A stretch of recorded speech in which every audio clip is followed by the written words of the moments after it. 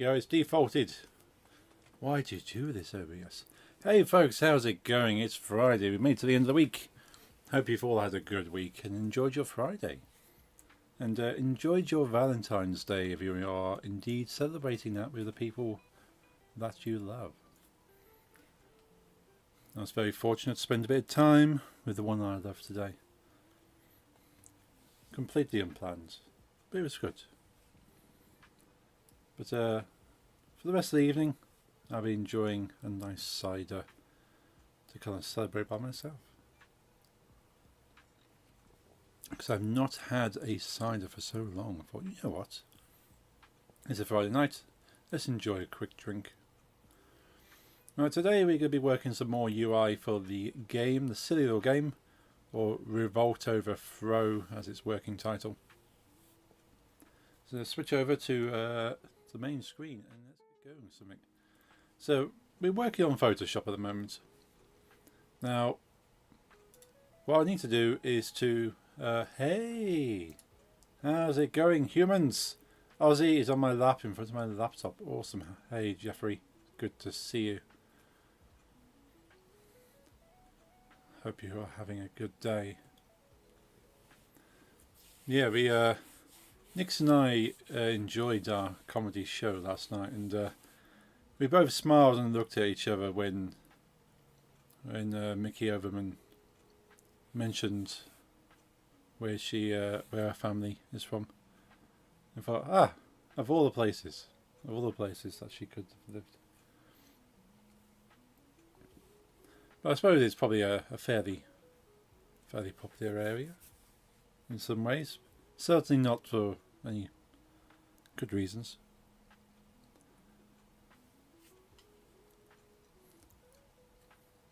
But yeah, we're going to do some little work on the last little bit of UI here. The level complete UI. The main kind of operational UI I'm quite happy with now. Apart from the slider. We need to do some slider stuff. Now I'm not getting time to work on stuff off stream, so it's got to be on stream, which is fine. That's the whole point. They said gonna send a pic. Awesome. I shall get my Discord open on my phone. I'm ready for that to pop through. But yeah, need to extend this kind of wooden bar thing. It's probably not. It may or may not be the final graphics, but I quite like this wooden effect. Nix actually suggested, where I got multiple wooden bits of UI, to kind of have a chain, sort of chain them together like you have the old signs that kind of just hanging on a chain. That'd be quite cool.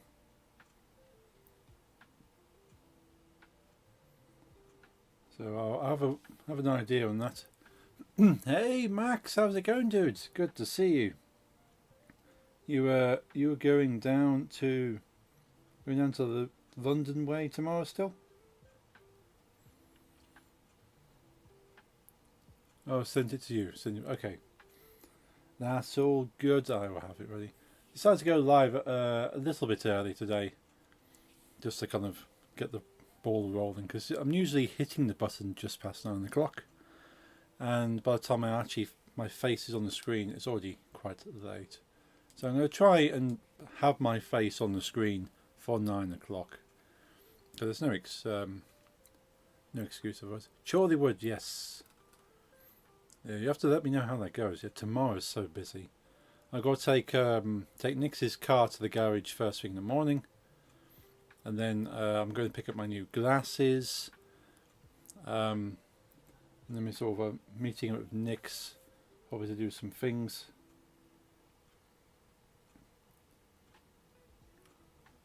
Oh, awesome. That's a cute picture.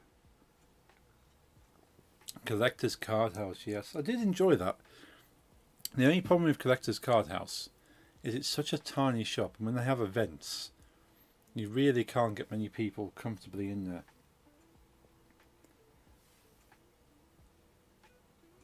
That is awesome. Ozzy's watching the stream there. I like. Is that like a bring you prosperity? Is that?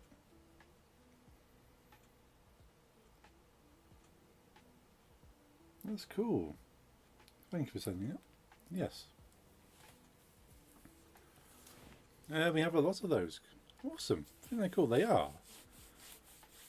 You know, where do they go? My parents went. They go away every year at least to do like cruises. Go on like a cruise ship and they visit multiple places. And they went to Asia last year. And they came back with a solar powered cat statue, probably only about this big, in a little glass, well, a plastic casing, with a solar panel with a little thing inside, and it has the moving paw, and it's just got just you stick it in the sunshine, and it just kind of moves its paw like this. The only thing is, it makes a ticking sound like a clock. So I don't have it in my room because the ticking would drive me crazy. It's going to take me 4.5 hours and 3 trains. Oh, hopefully it's worth it though, dude. That's quite the journey. But if it's worth it, that's all that matters. I've been doing so much walking this past 2 weeks. My calf muscles on my legs are like rock solid now. Yes, of course, it's Friday. How's the car? My car is touch wood. It is fixed. I just need to, I'm not going to fully trust it until I've driven it a bit. I've literally driven it home from the garage today. And it seemed okay, but it did smell a little bit. So I don't know whether that's... The thing is, the last time it smelled and there was smoke, I thought maybe it's just too much oil. But clearly, no, that is a problem. It should not be doing that.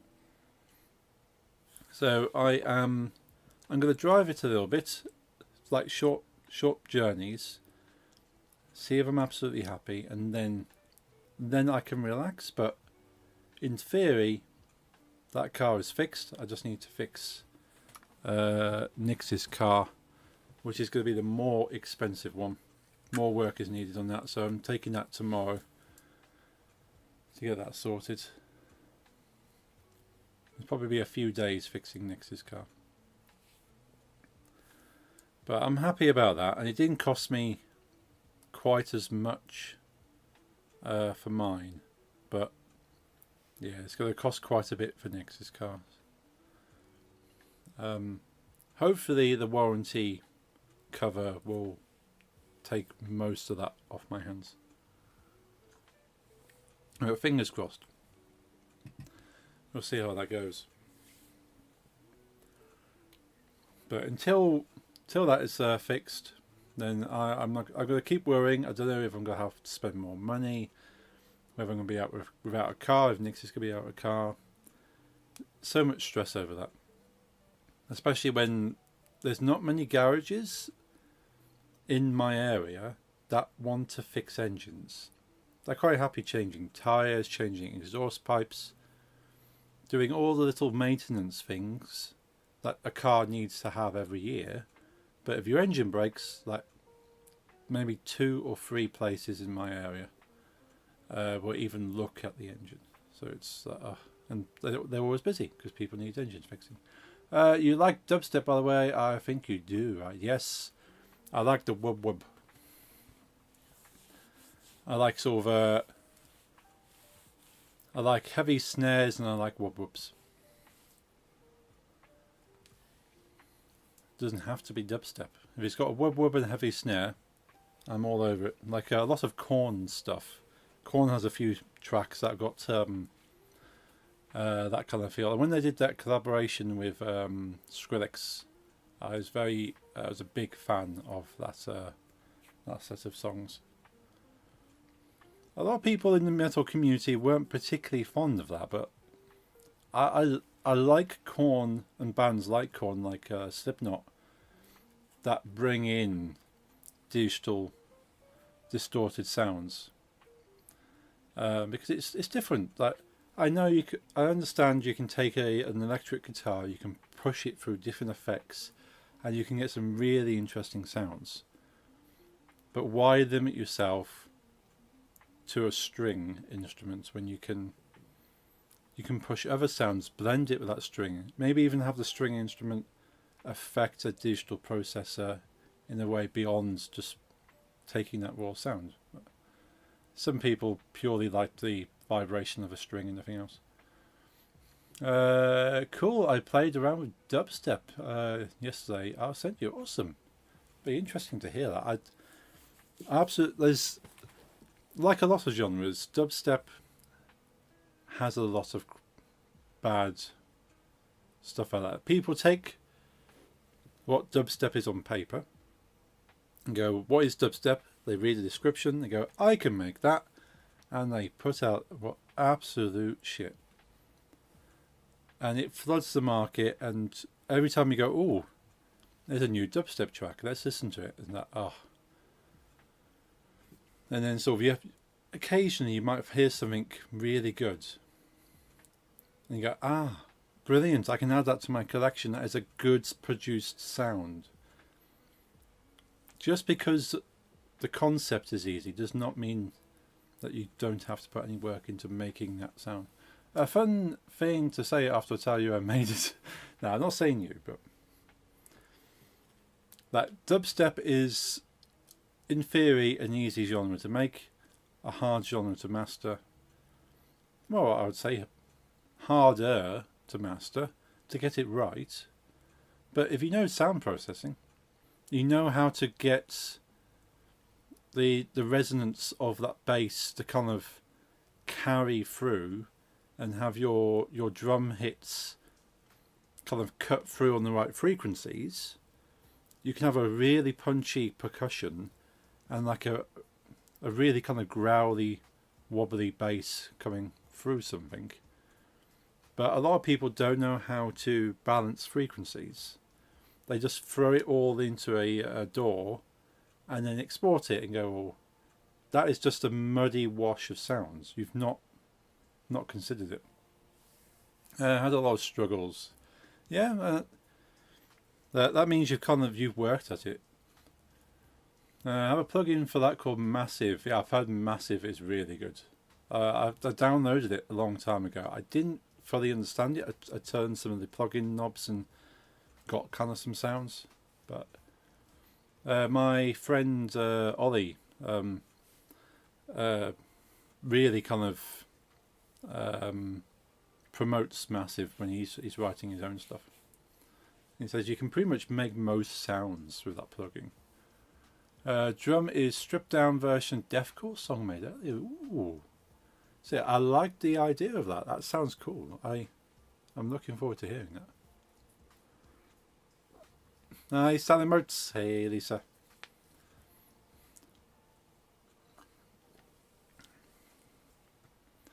Hope you're well. Hope you're having a good Friday.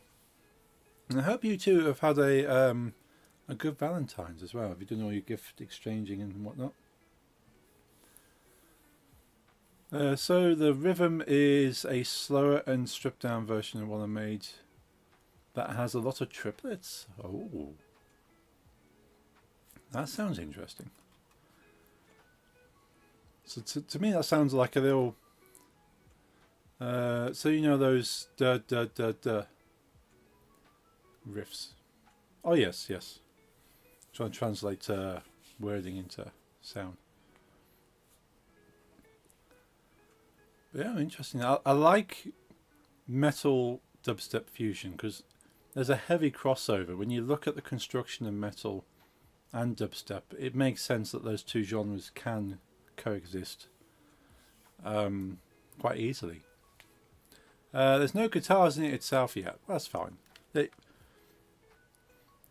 thing is, you don't necessarily need the guitar. If the bass line is kind of following, because there's a thing I found with a lot of things like dubstep, the bass line isn't necessarily that lower frequency. In quite a few genres, the bass is always sitting quite low on the frequencies, and it's just carrying underneath everything else. It's not the main act for the party kind of thing. Gonna head off now. Hug joking as I got an early start in the morning. Yes, indeed, Max. Have a safe travel. Hope it all goes well for you and enjoy the day. And yeah, let me know what you get. It'll be interesting to see what you pull from that and all the cool events. But yeah, I found in dubstep the bass line is a slightly higher frequency because you're putting it as the main event. It's the main carrier of the music. So it's not really there as a supporting instrument. It is the thing that people are tuning into. So it tends to sit a bit higher and sits, to my knowledge, I'm not an expert, but to me, dubstep bass lines sit just below guitar frequencies, as opposed to right at the bottom. So I think even like a bass guitar probably sits slightly lower than some of the dubstep basses I've heard.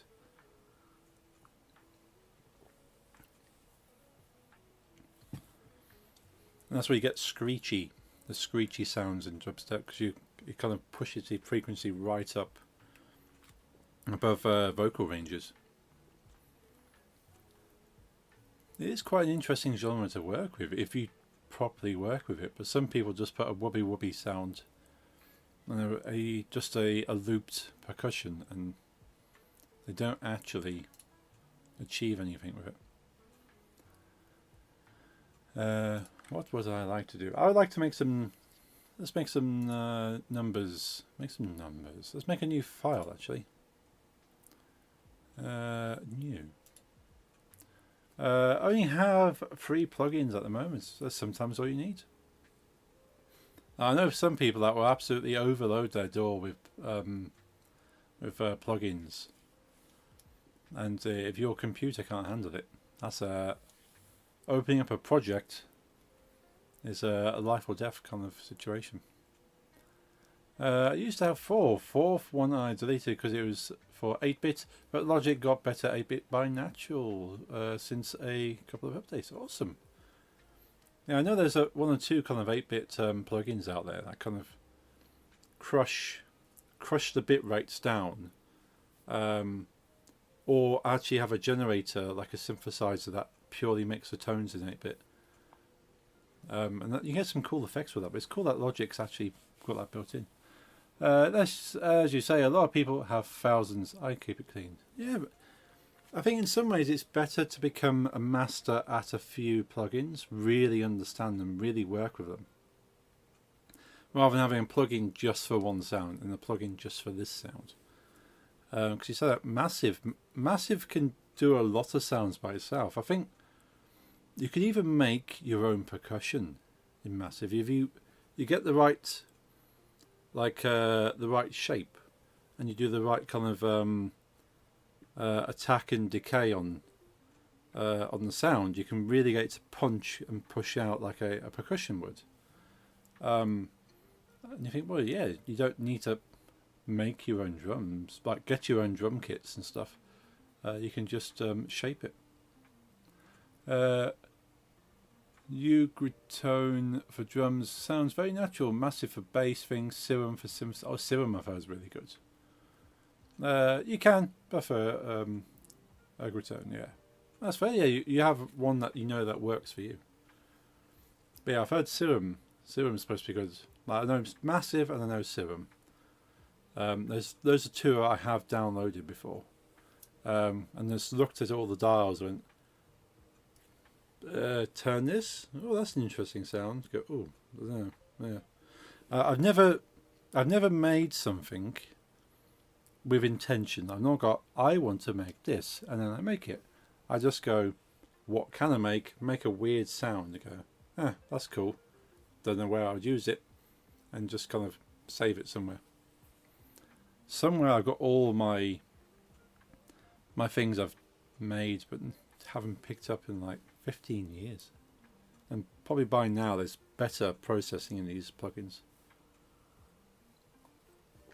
I do want to get back into music production at some stage, but as my time is so limited, my focus is on learning game dev for now.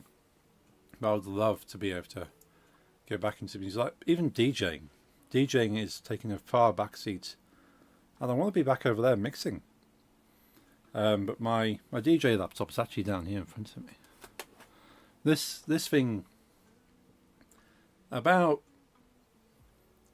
I'd say roughly about 1 in 5 times I use this thing, it blue screens and get the sad Microsoft face come up. So I can't trust it. I can't trust it to DJ with. I'm thinking of getting a new laptop, but of course I can't afford that until the cars are done. And that laptop was a Windows 8 when it was bought. My mother bought that as a Windows 8 laptop, upgraded it to Windows 10 when Windows 10 came out, and then bought a new laptop, and they go, hey, would you like my old laptop? I went, sure, I can DJ with that, that's fine. Buy a Mac. A Mac would be pretty cool. But a Mac is a bit more money, but then Macs last longer. Like, I wouldn't be getting blue screens on a Mac. And I can do music production. I can my old one. Yeah, second-hand Macs, that's all still really good. Just got to replace the complete insides. Yeah. I know if you swap out a couple of internal components, and yeah, you got practically a brand new Mac ready to go. There's an American friend of mine who's called Jeff, who's a musician, and yeah, he's always used Mac, swears by Mac, and he was using an old MacBook for a long time. He eventually kind of reconditioned it and then sold it on, and went for one of these new ones, which all like that, the slider, like the extra screen tab thing at the top of the keyboard. This is when they just started coming out, so this is a few years ago. And I remember him upgrading to that and selling his old one. And of course, it was a bit hard to buy a Mac from America, so I wasn't able to get that one off him. But yeah, he showed me his workflow on the Mac, and it's just seamless. I'm loving this cider at the moment. A nice sharp taste. That'll be is that my first? I don't know if that's the first cider this year. I might have had one cider at some point this year. Let's make a new Photoshop file, and let's call this game numbers, I suppose. Game numbers. Document size. Let's make it the same size as this bottom project for now, and we can then resize it. I only need it to be a square. I don't need to be rectangular like this. And I only need the numbers, so I can just get a nice font, make 11 layers, so 0 to 9 and the colon. So let's go to image canvas size. That's because I could have done this when I created it, but let's just do it here. Height. Let's go 265. That's a nice round number. Proceed. Cool. We now have a nice square. We can put some numbers into here. Let's put a background in. Let's make a layer here called background. It'll be easy to see it better. And as we're on the background, let's fill it with a colour. Where's my colours? What's going to be a nice colour to see it? Go for that. Nice bold colour. And we'll export it without that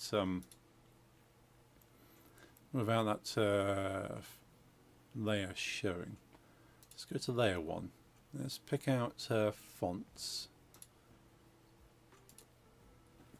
There's a nice 0. Oh, how small is that 0?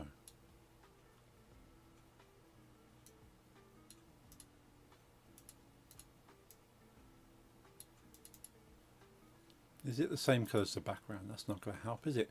Want it to be white.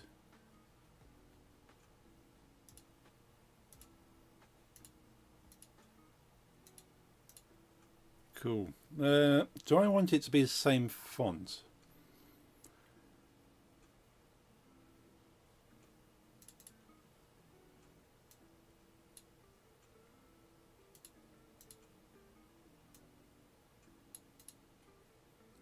I can try it. I can always change it. Let's make this a bigger font. Let's make it 530 point. It should be big enough. Let's center that in the center of that. Center. Cool, let's duplicate that. Let's call this 1. And change that to a 1. Let's duplicate that. Make this a 2.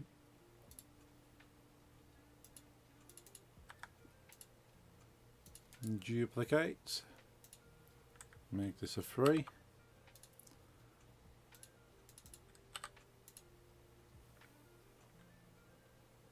And the only thing is that 3 is going to be... It's a bit of a tail on that 3 there. That's the only problem.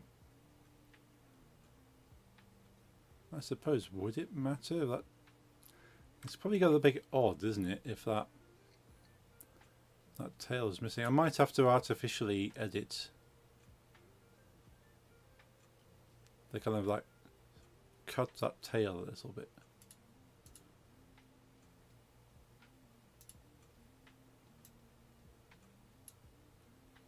So I think not all these numbers naturally sit in the center.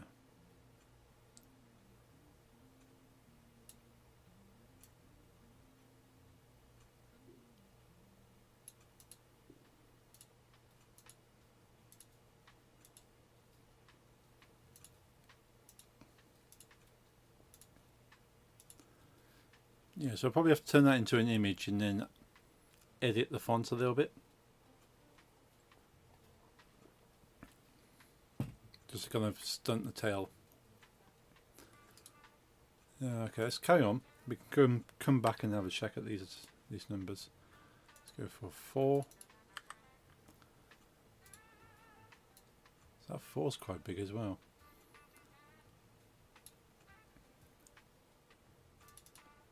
So I might just have to bring the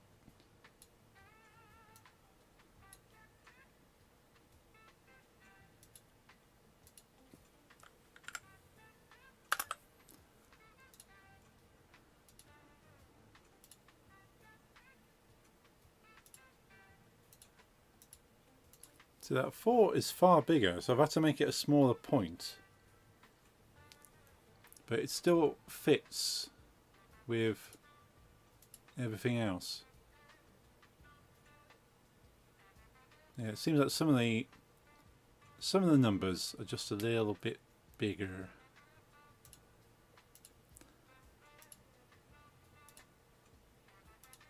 Now we duplicate number 3.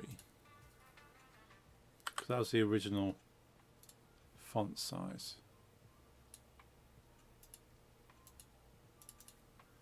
Let's make that a 5. Let's bring this back into frame there. Now I have to make sure the spacing is right because it might look a bit odd on the spacing. Duplicate again. Let's go for a 6.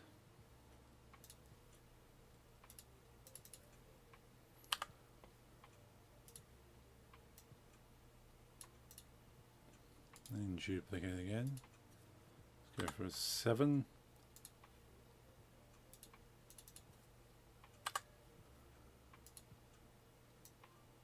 How big the 7 is? It looks almost like a T there. Might have to bring the size of the 7 down to try that at 470 as well.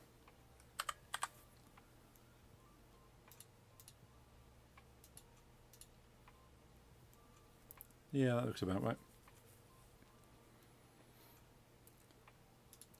Let's duplicate the 6. Call this one 8.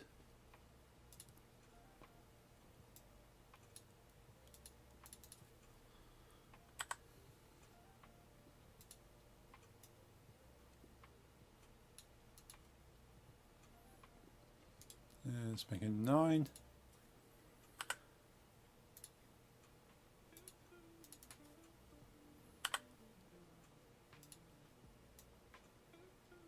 The tail on that 9 as well.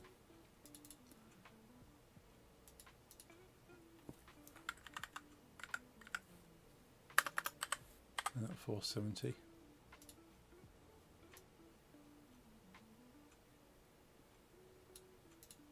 Bit of an odd number shape there.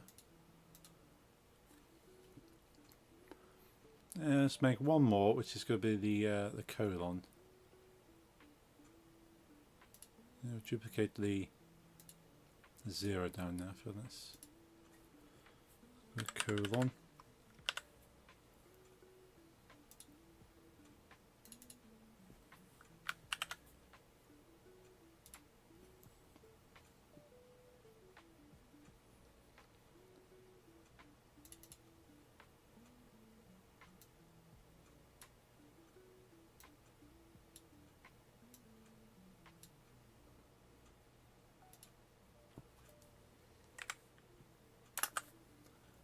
A 590 point.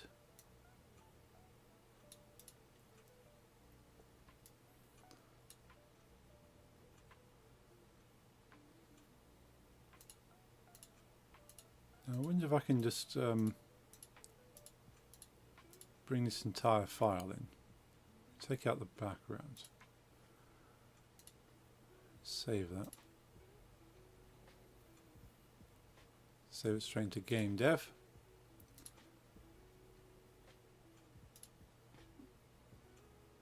Sprites, UI. Now let's see how this works. Let's bring this in.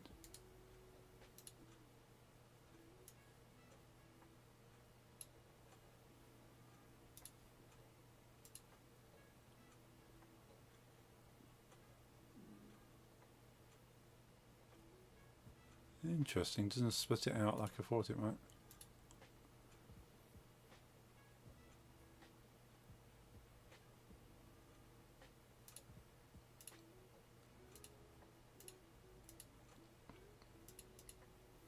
No, I'm going to have to export it individually. Okay, that's fair.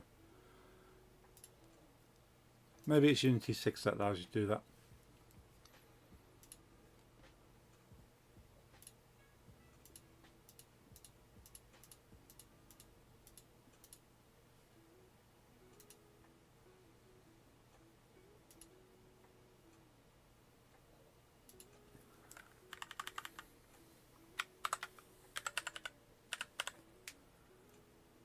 Colon.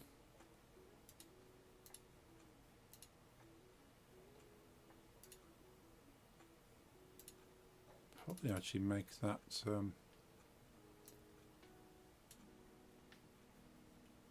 little bit bigger.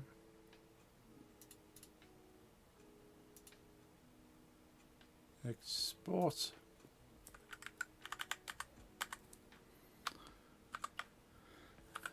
Zero.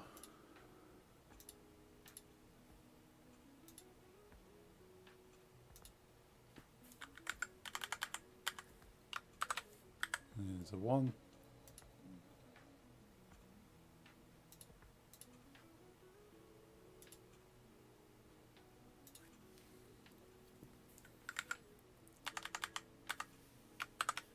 And there's 2.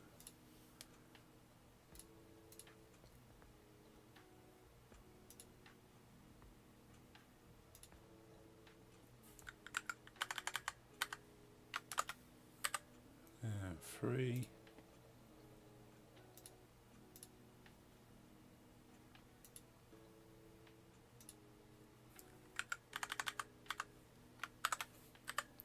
Four.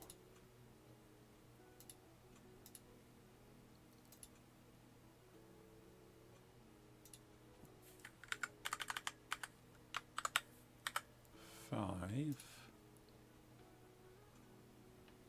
Gonna walk the dogs, etc. Be right back, okie dokie.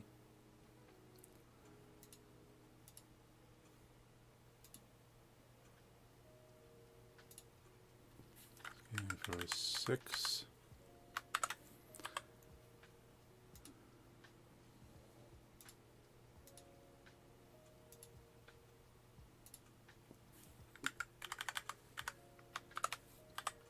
Seven.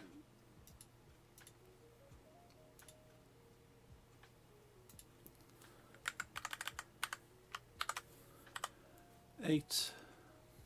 And the last one.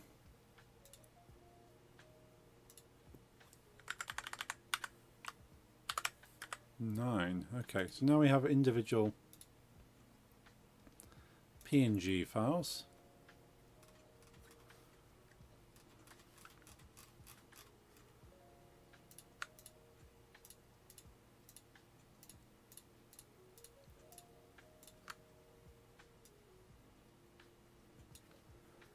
Let's bring this in here. Lovely job there. Set these all as sprites.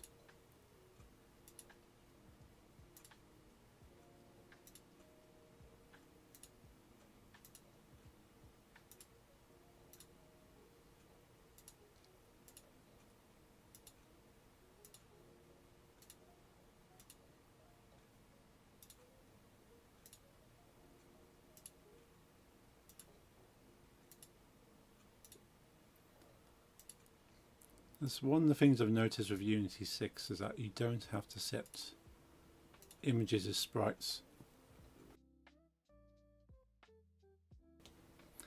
You just import them into Unity and it goes, well, I'm guessing you want these to be sprites, so let's set them as default.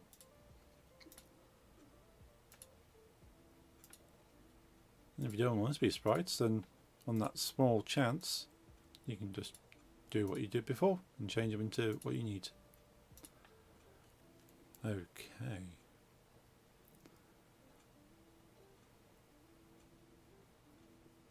Scripts.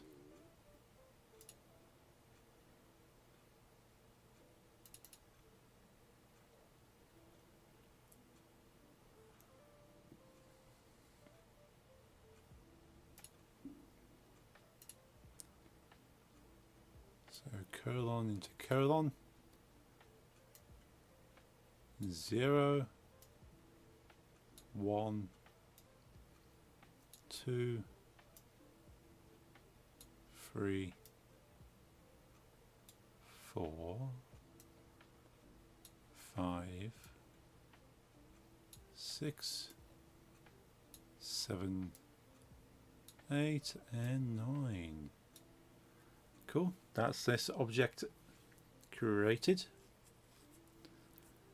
Let's go back to scripts. So we have our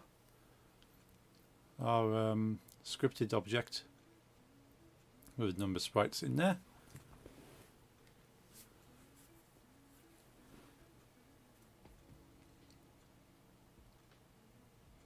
And that can be brought in to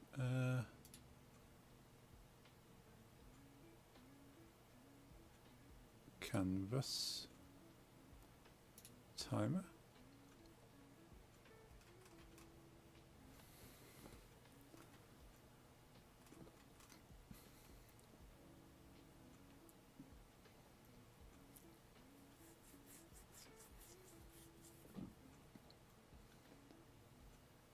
So I need to make an object now.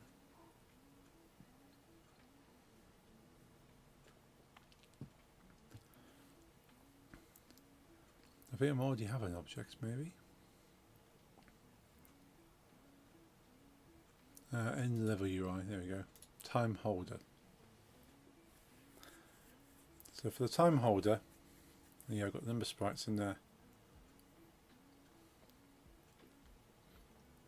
Now this needs to have 5 sprites.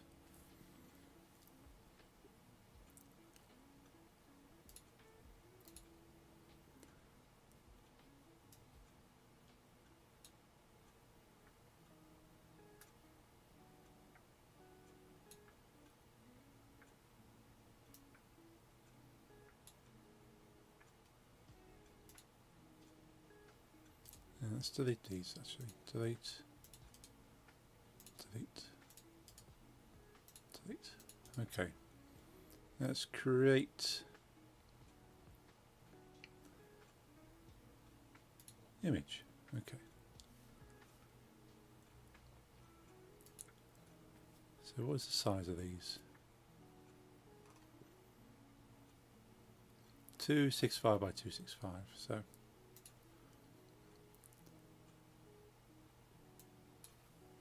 two 65 by 265, and we want to scale that right down.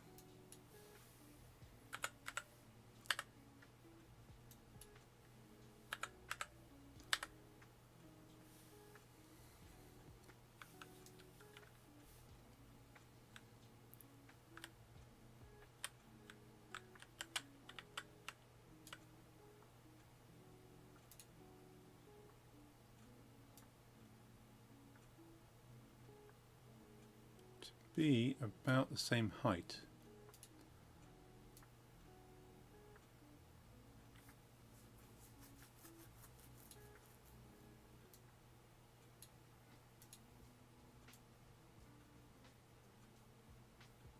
About there, I'd say. Also make it 0.1.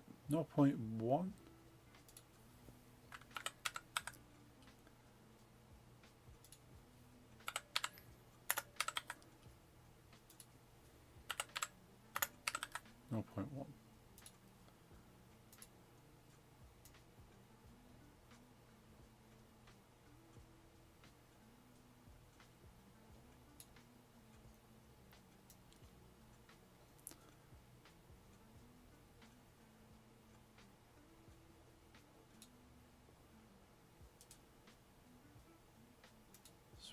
Rename that go 1, 2, 3, 4, 5. Yeah. It's 1, 2, 3. Call it T3.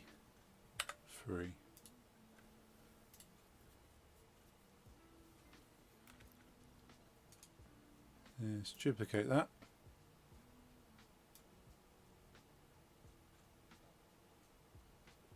Doesn't matter if it overlaps slightly, I suppose.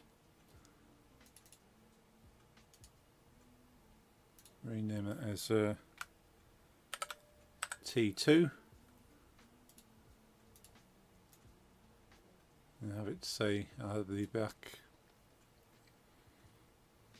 Let's duplicate again. Overlap slightly. Rename as T1. Bring that up there. Duplicate T3.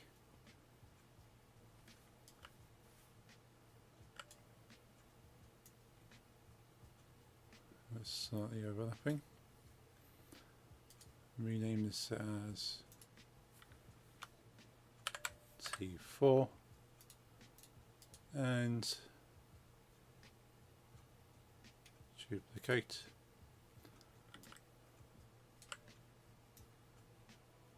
So overlapping slightly and rename that T5. I suppose time holder really needs to put all those in there as well. So that is time display script. Let's get time display script open. That's not open here yet. Okay, time scripts, time display. Of course, we got number sprites, So public sprite t1, public sprite t2,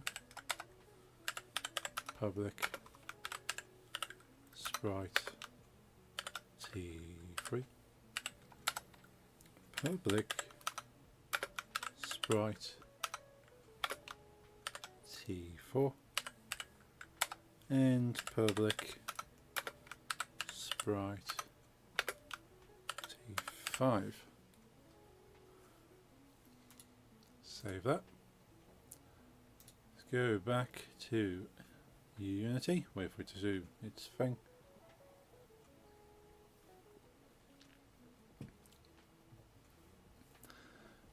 Okay, cool, we've got the spaces for the sprites on the side.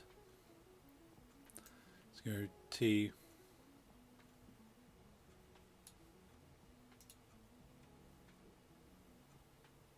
These are not sprites.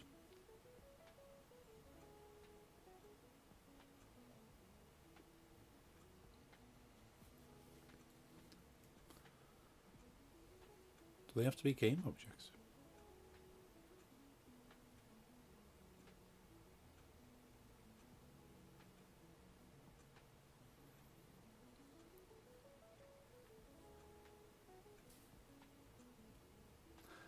I suppose they would have to be game objects, wouldn't they? And then get the sprite renderer. Okay, let's change it then. Is it image?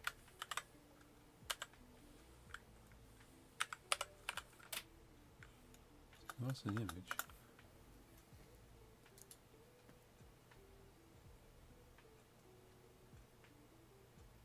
It is an image though, isn't it?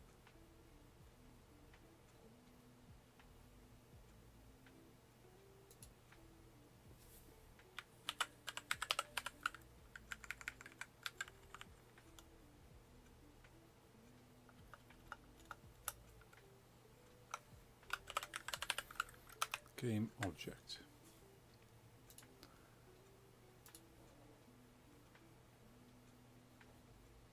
I suppose they are game objects. Just be nice if it's a bit more specific about it.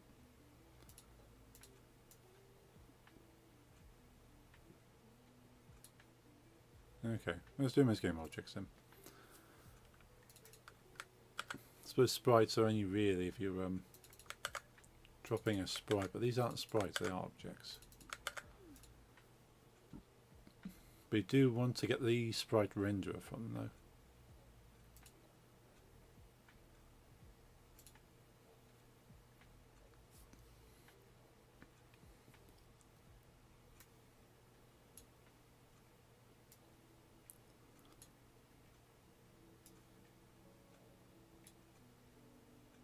I could make them sprite render, I suppose.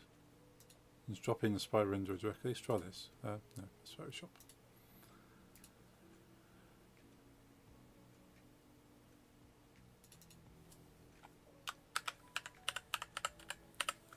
Sprite renderer.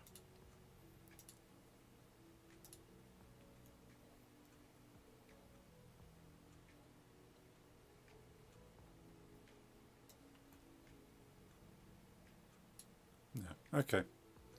Okay, has to be game object. That's fine. I will do though. Private sprite renderer. Let's call it S1.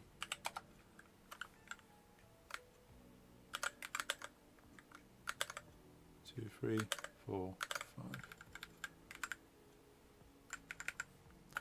2, 3, 4, 5. When we start up, we want to do S1 equals T1 dot get component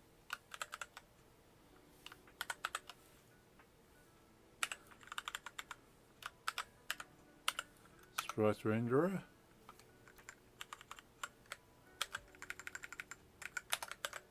2, 3, 4, 5. 2, 3, 4, 5. 2, 3, 4, 5.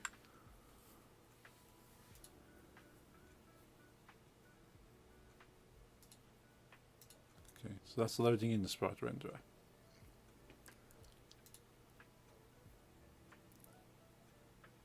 Let's drag tree 5 into there. Right, so that's grabbing hold of those. Nope, wrong one again, this one. They're different colours.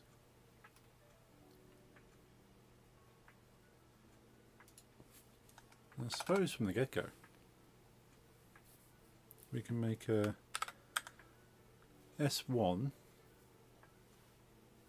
dot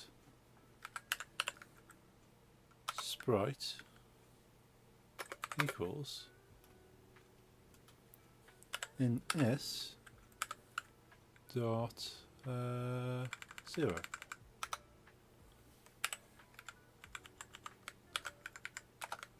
Two, 3, 4, 5.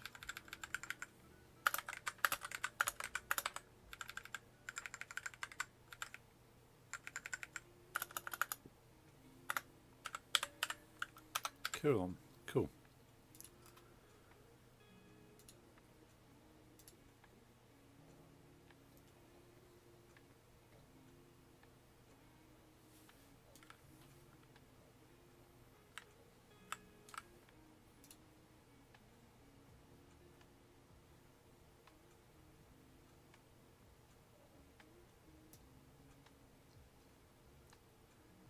Let's just drop that below. Right. Let's do save and play that, see if that comes up.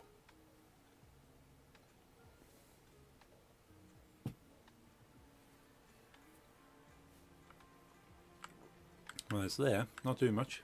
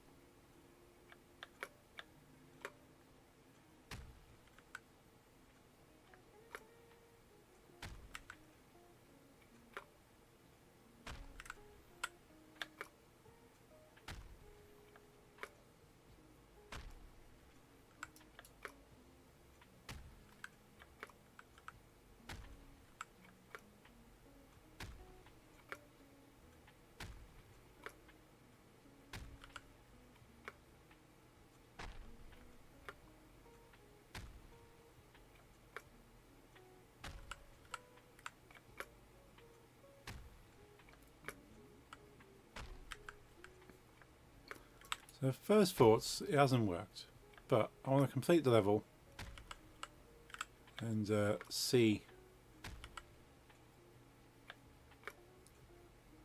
the level complete stuff come up anyway.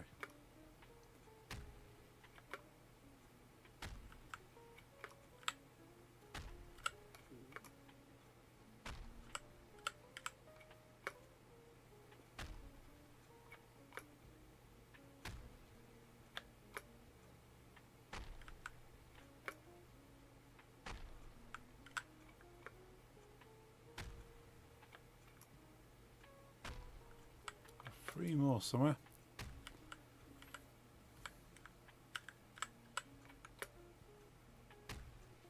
One more. Oh, it's always hard finding that last one.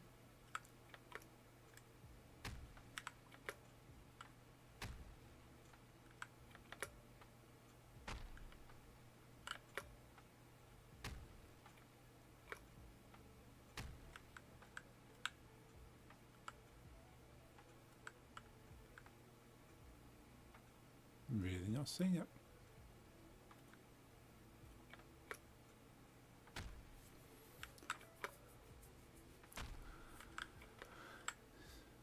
Hit a few random areas until luck prevails.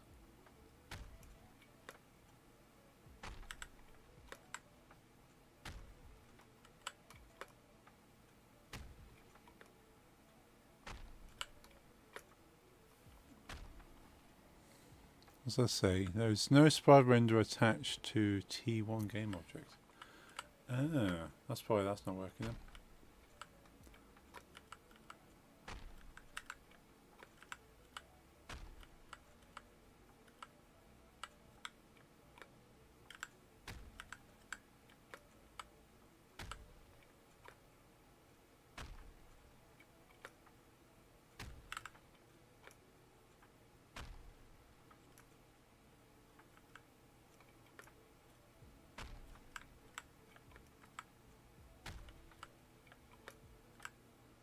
I really don't know where this last one is. Now, I'm not sure if I should build a hint system into this where it goes. Would you like to know where it is? I can tell you. Ah, found it.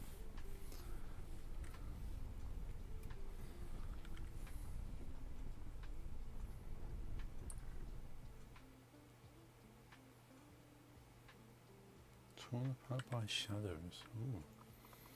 I like that play again button. That is cool. Okay. So it's saying that there isn't a saying there isn't a sprite renderer attached to these objects.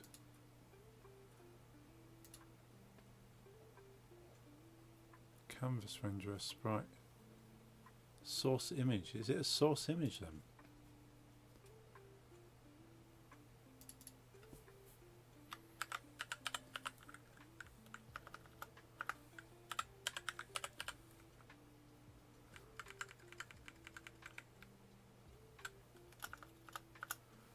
What is...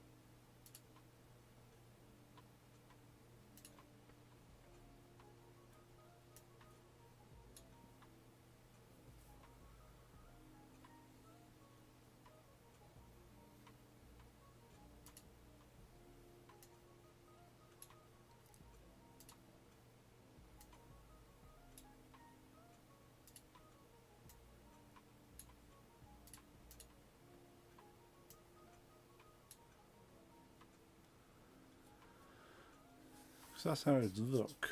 What's this? What is this? Properties. This is image. Doesn't need to be a raycast target. Ah, raycast padding. That's interesting to know.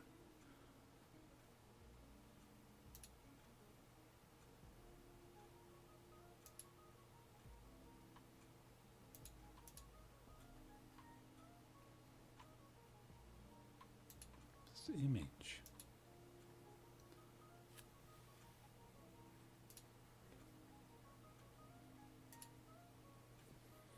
Image isn't a type.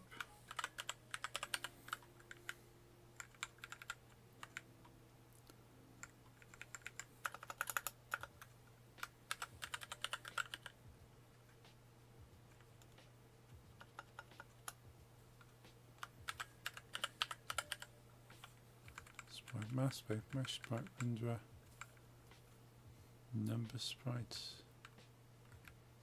sprite texture.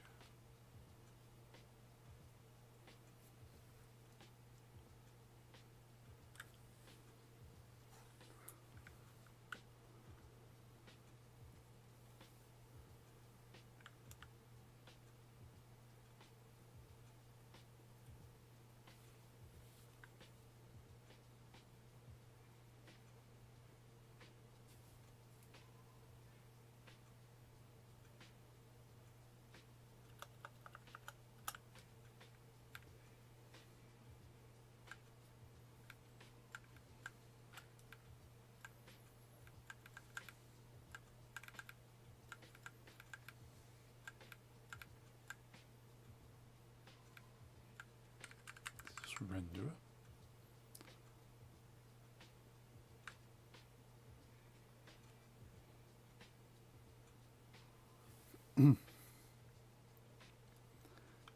Is it just a renderer rather than a sprite renderer?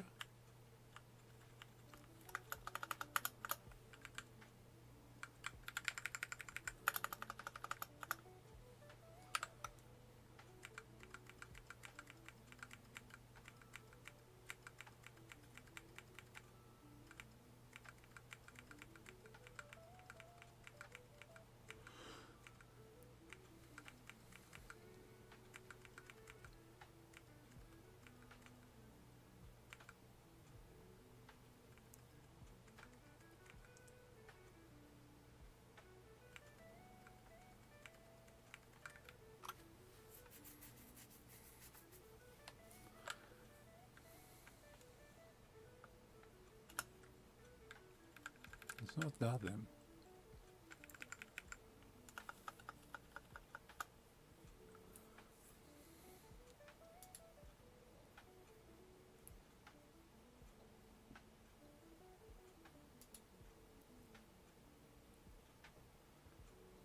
Maybe this give me more help.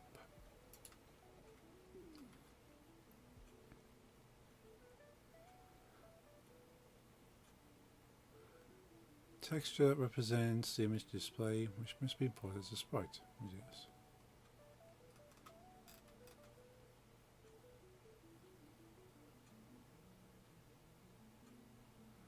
Okay, let's do a search.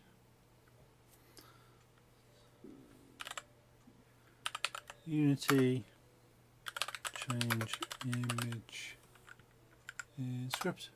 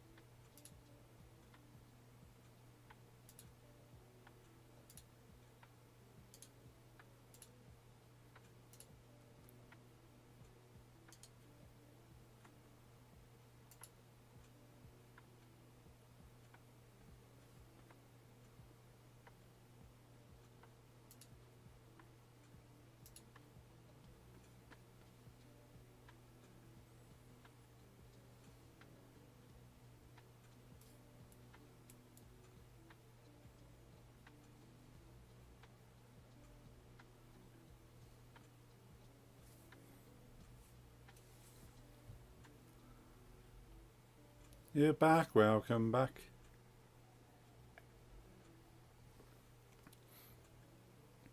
We seem to be getting viewer bots, or bots selling viewers now.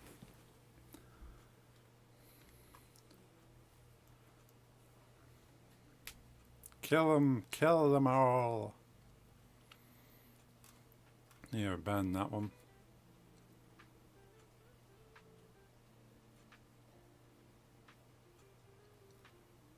That says get component image. For Valentine's Day, I got a figurine and a game. Armored Core. Oh, I love Armored Core. I haven't played Armored Core since like the second one. So I'm a few Armored Cores behind. But I loved Armored Core.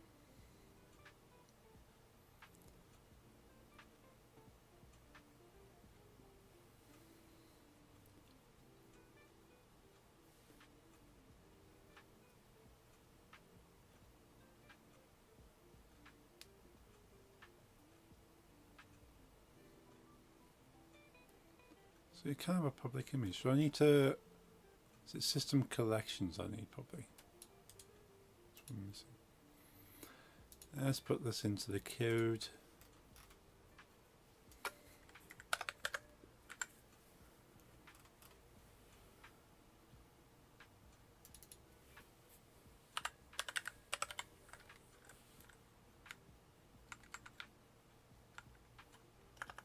Oh.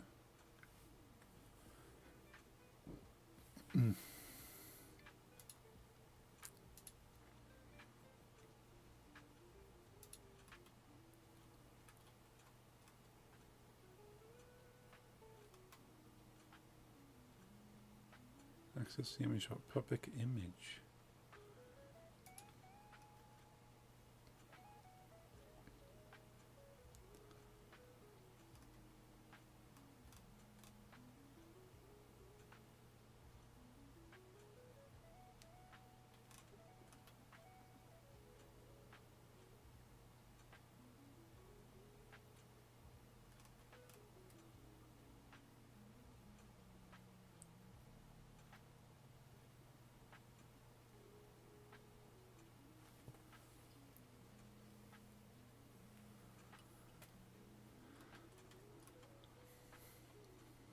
So we've got the number of sprites.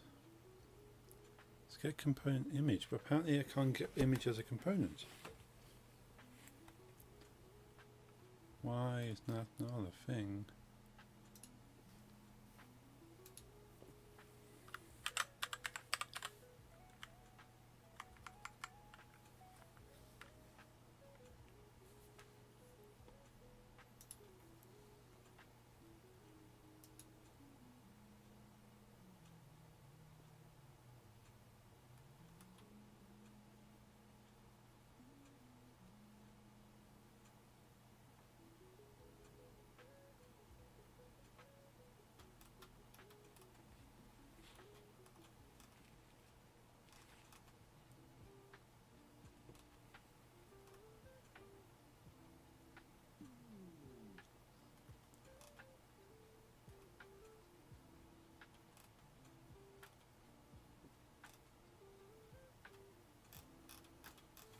Okay, I might be missing something, but let's search specifically for get component image because I'm confused by this. How to get component image? Get component image Unity. Let's have a look at this. What am I missing?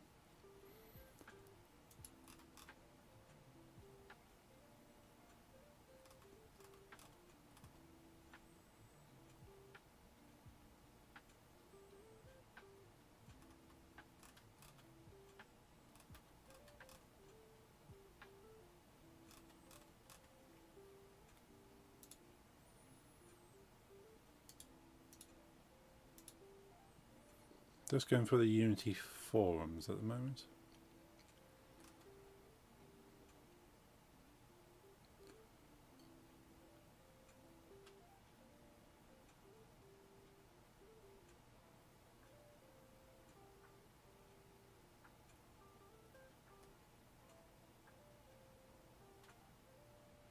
Oh, it's got Unity engine.image.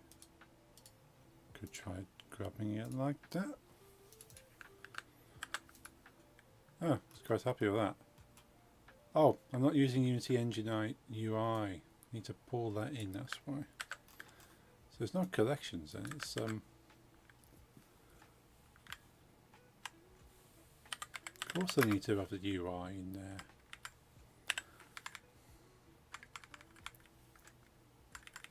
Makes perfect sense. Yeah, Armored Core is cool. It's the newest from 2021. Nice. I keep thinking about picking up a more recent Armored Core. Figurine is from Komo-san. Not familiar with that.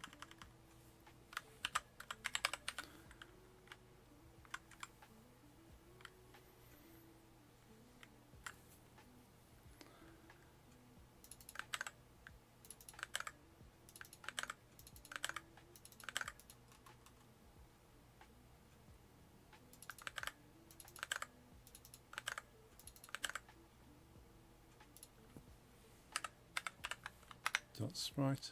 Cool. I think this is okay now.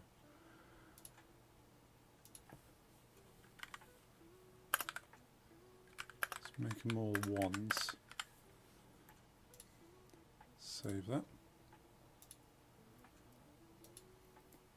Should have known that I need to import the UI as a component.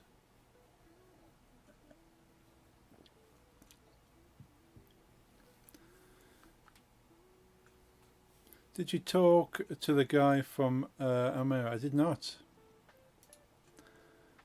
No, I don't think he was from Almera. I think comedian Mickey was. I can't remember where he was from. Oh, okay, yeah. So yeah, comedian was from Almere. Mickey Overman. So Micky, then Overman, Overman.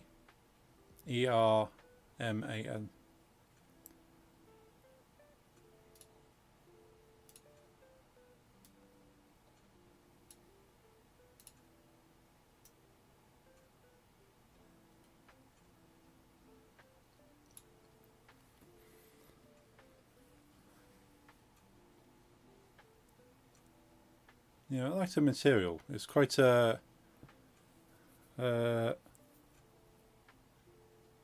the word? I suppose it's kind of in line with kind of the Dutch approach kind of thing. It's like nothing is kind of hidden. I suppose it's kind of like very straightforward. Like these are the things, and I'm just telling you. But putting the twist on to say how silly society is by hiding some things, and what she's noticed from a Dutch perspective in the UK is that the British tend to sort of hide certain feelings and subjects, or hide behind certain things, and don't really truly show things.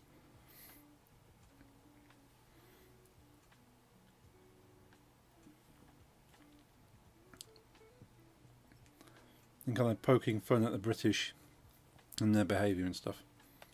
Like, it wasn't in last night's performance, but on Instagram, one of the clips shows her talking about the typical conversation that a British person will have with her when they find out she's Dutch. They're saying, "Oh, you're Dutch. I've been to Amsterdam and I got absolutely high and crazy things happened." And you go, "Cool, we're bonding over drugs. That has no meaning just because I'm Dutch." Hi, it's back. Just found out Machine Head also streams on Twitch. Oh wow, I did not know that. I like Machine Head.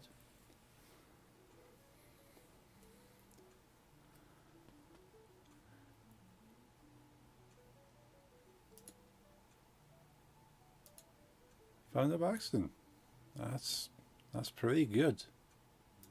I will have to. Are they just like Twitch/Machine Head? I will have to have a look. Trying to find your stream. Scrolling on the phone app. And there was Machine Head. Bonus. Like, I'd be watching Machine Head personally. Nice little accident. As Bob Ross would say, it's a happy little accident.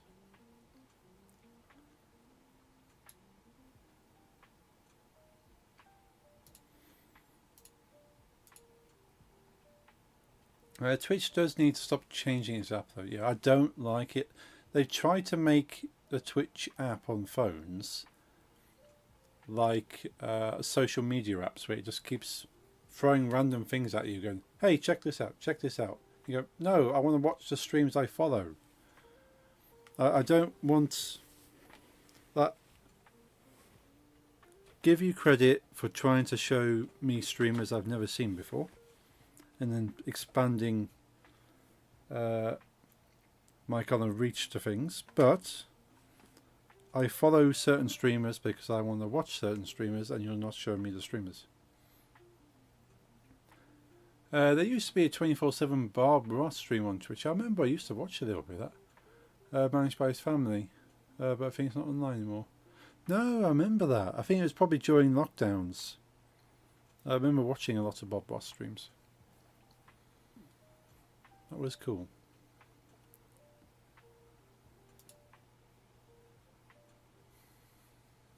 Yes, during lockdown, indeed. Indeed. Right, let's see these change to ones, and I know that's working. It has, awesome. It could do with being bigger though. That is quite small.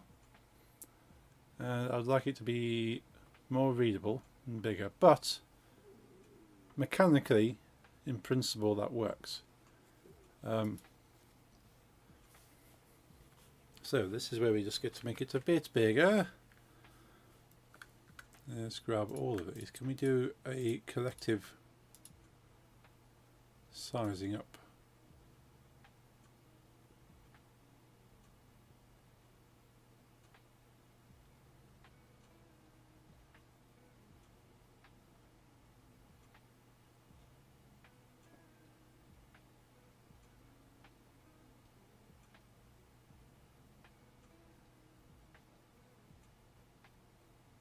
Probably something along that. It's 0.2.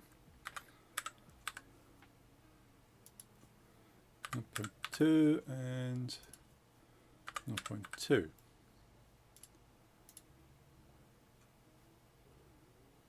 Let's save that and rerun.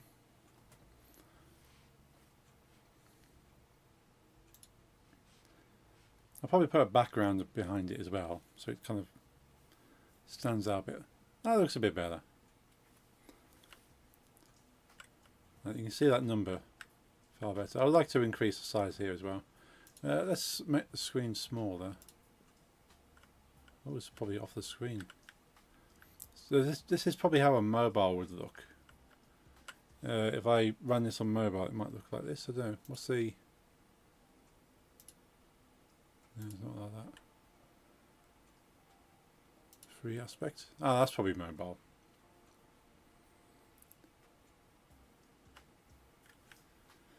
And to be honest, if that's what the mobile looks like, that's not too bad. Although the house is quite small. Go back to HD. So where that is, probably needs to be set as a higher thing. How was your Valentine's Day, by the way? It was quite nice. That we haven't done anything. Like Nix was supposed to be working today, but wasn't feeling very well. But because Nick stayed over last night, basically I got to look after them for the day while I was working from home. So it's just nice, yeah. So I was working from home. Nick stayed over the night before, and so I just kind of looked after Nick's. And they've gone home to sort some things out, and I'll be seeing them over the weekend. But yeah, simple, nice, can't complain with that. Like we never do anything special because we do so many special things throughout the year. We don't feel that we have to kind of set some time aside specifically. It's nice if you do. It's like a nice little bonus. But as time is quite short with between ourselves, it's just nice to do things when you can do things. But yeah, today has been nice. Overall, today has been a good day. I got my car fixed. Got to spend a bit more time with Nix. Yeah, it's been successful. Did some good work for my work. Quite happy about that. I was almost tempted to keep working, but as soon as it's 5 o'clock, I don't get paid anymore. Like, I don't get any more money when it gets to 5 o'clock. So I might be as passionate as they come for my work, but I shouldn't really be putting in any more time because I'm not being paid, and it's only fair to myself that I don't do that.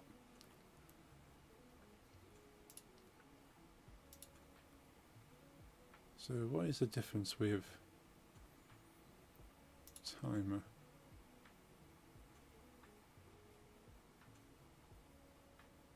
So that's got a minus 35 on it.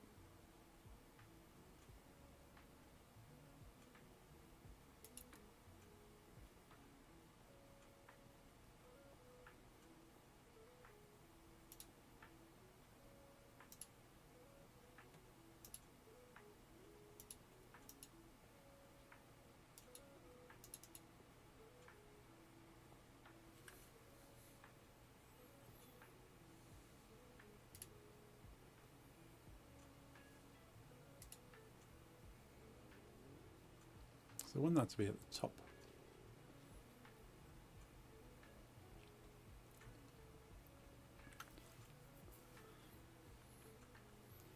I don't really want to be coding in separate calculations just to see where that's going to be. That's the whole point of this this location marker here.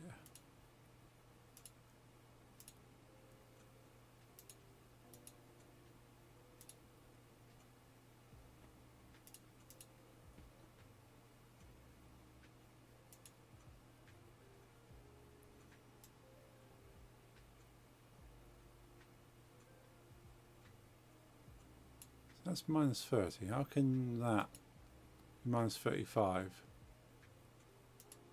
And that'll be minus 30, but then two different places on the screen.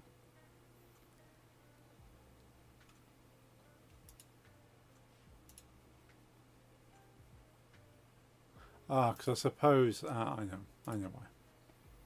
It's this, that's in the center, that should be at the top.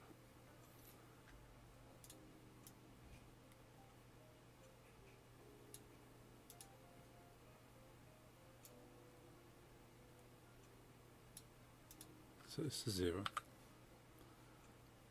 Because the end UI, that is at the top. So when I do this, there we go. Got it. Got it. Okay.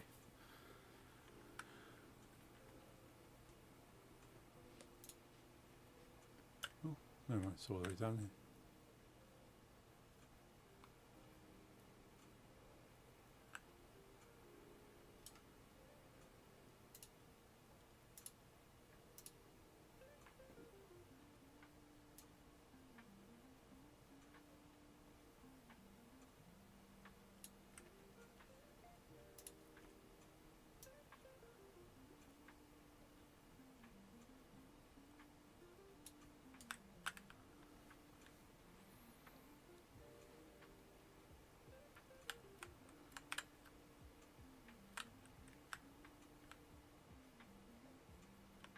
Well, there's something along those lines.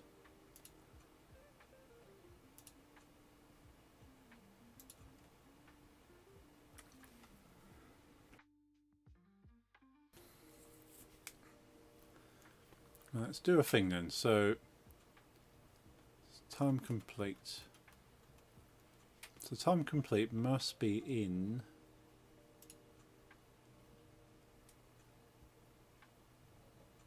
timer. See, there's a lot of things I need to change in this to kind of make it more rounded. Ooh, I love those green skulls, they're cool.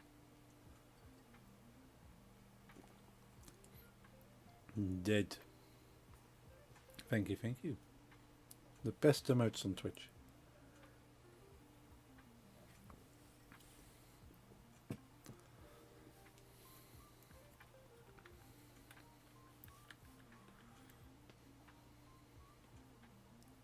I appreciate that.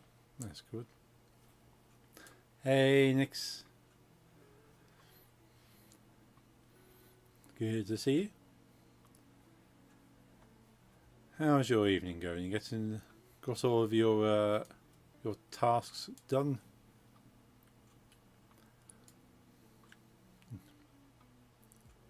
No. Your emotes are amazing as well, Jeffrey.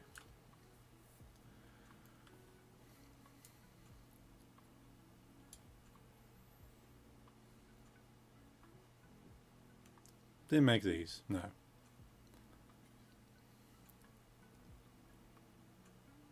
Yeah, the default Twitch ones, the monkey.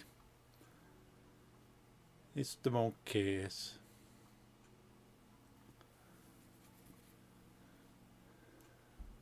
Yeah, I do like the pentagram ones.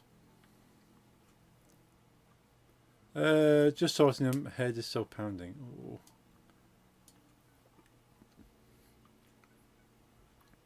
Yeah, try and keep your fluids up and your glucose in case there's any issues there. It may just be burnout, might be change of weathers.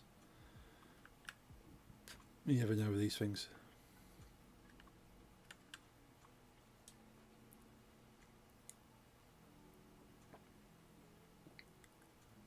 That needs to be a block. That needs to be a block. But we'll get this this timer working first. Like the code for this. So I probably should have the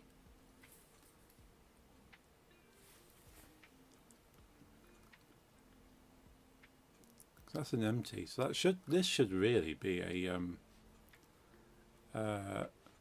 scripted object.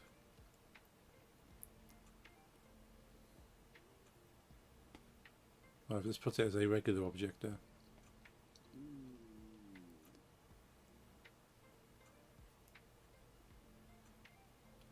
Seems to be appendix related, to be honest. It practically screamed at me when I was driving home. Oh no.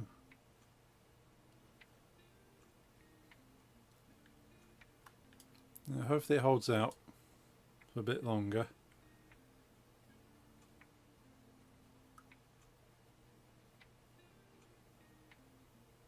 So your level end UI goes in.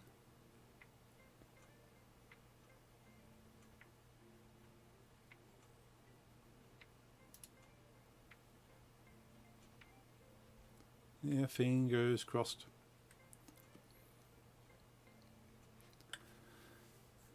So need to bring in the time holder into here.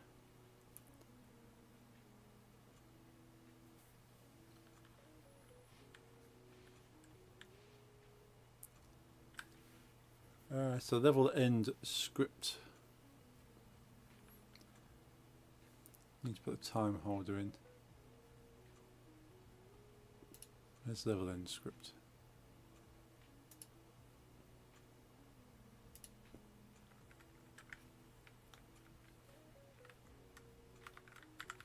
Put it after there. Public game object time holder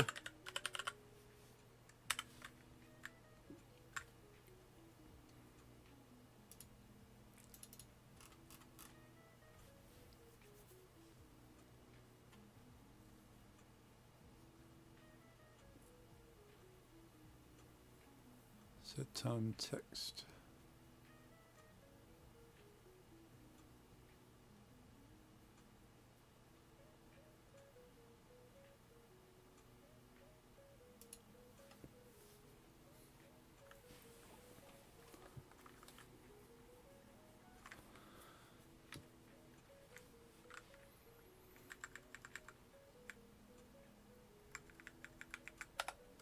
So time holder dot set active true.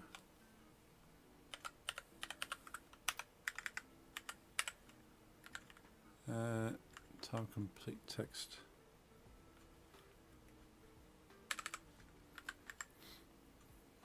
Let's stop that text from popping up.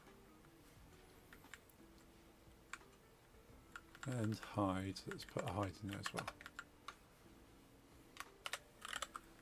Time holder dot set active false.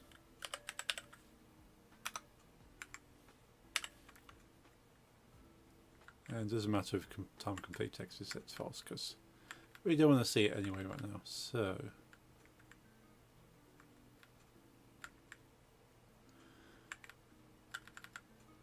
let's make a new function here. Set time text.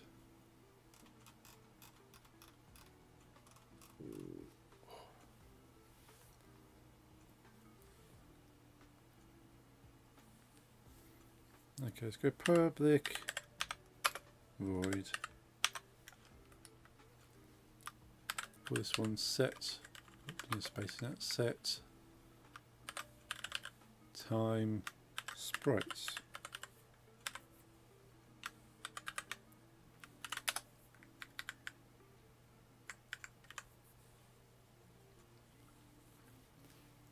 time text, I think. Yeah, let's put time text in there.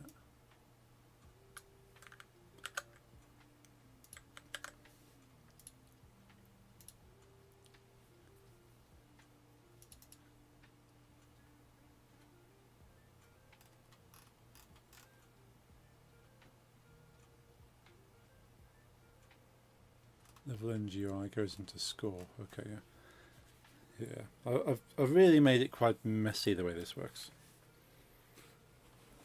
But I've learned things since I made this.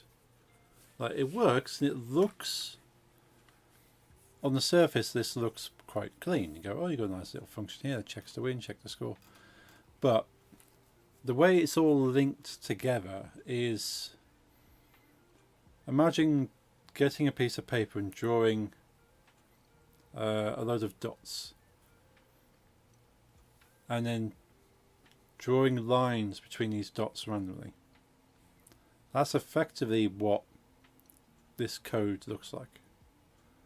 Ideally, and a well-structured, thought-out process is, again, you've got all these dots, but sounds very messy indeed, yeah. You still got the same dots as before, but it kind of works more like a tree. So lines don't cross over. So you have one dot and draw that line from that dot to this dot, but from this dot it will have a few lines coming off the different dots. Then from those dots you might have a few lines coming to some other dots. And there might be some dots that, if it splits here to two dots, these two dots could still come back to this dot at the top, but they don't cross over otherwise. Whereas, yeah, this is very much, yeah, just crossing over. It's not quite, there's a terminology, and I don't think it's quite there, but I suppose it depends on how loose you want to think about it. But there's a term called spaghetti programming. And it is like it sounds. If you think of a plate of spaghetti, and those lines are pieces of spaghetti, like if you want to find where the start of a piece of spaghetti is and the end of a piece of spaghetti, it's going to be very hard to do. And that's the whole point. The idea is you're supposed to be able to go, goes from here to here to here, and then you can follow it. This, on the other hand, is not so easy to follow. But I didn't know where I was going when I started this. So it's better to know where you're going, what elements you want to have, how they are connected, and then you go forward and make it. But I didn't know, like, even as I've gone, I didn't know what elements I needed until I went, it'd be cool if I add this. But to add that, I need connections to these things. So you kind of have to then draw a load of more lines when you add a new thing. And you add another new thing. Go, well, actually, that needs connections to these now. Whereas if you knew those things were going to be in there from the start, you would build the foundations, the base, that would allow those things to be connected in naturally. But it happens with all kinds of software. If you start adding things later that had no plan to begin with, then that's what you end with, unfortunately. So it's the whole thing, well, why can't you just add ... to something? It doesn't always work out like that. If it's like add more of the same, you go, well, add a new weapon. Okay. You have weapons, you're just adding another weapon. Not a problem.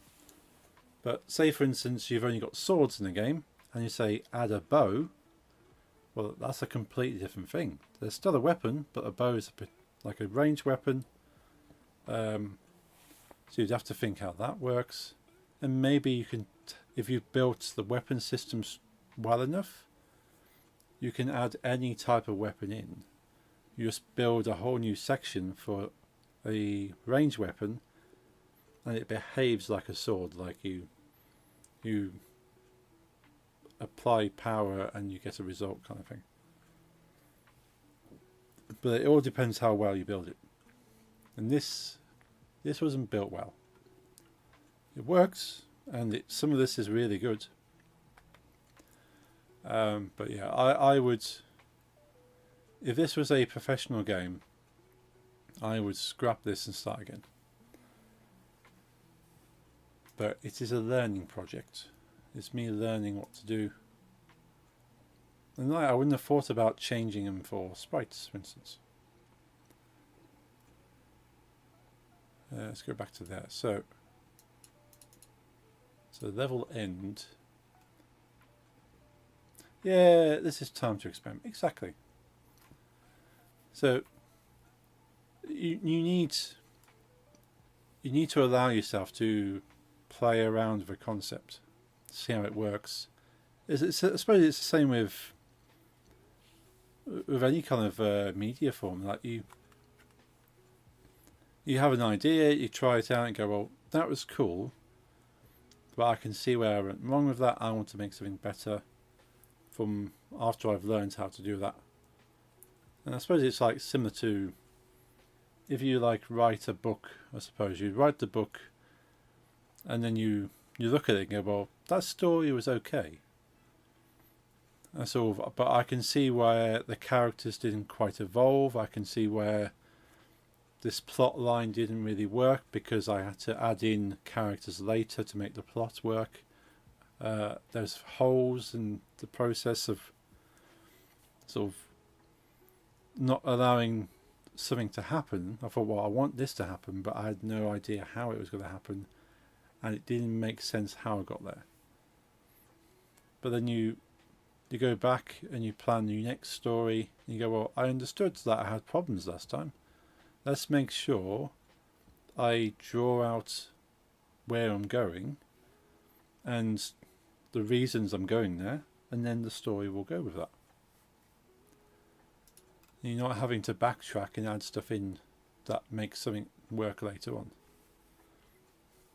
Or if you are, you can do that before you start writing the story, and then you start writing with the knowledge of where you're going. Saying that, I've never written a story, so I can't say.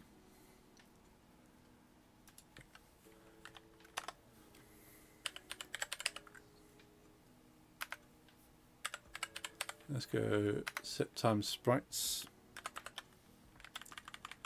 Text timer.text.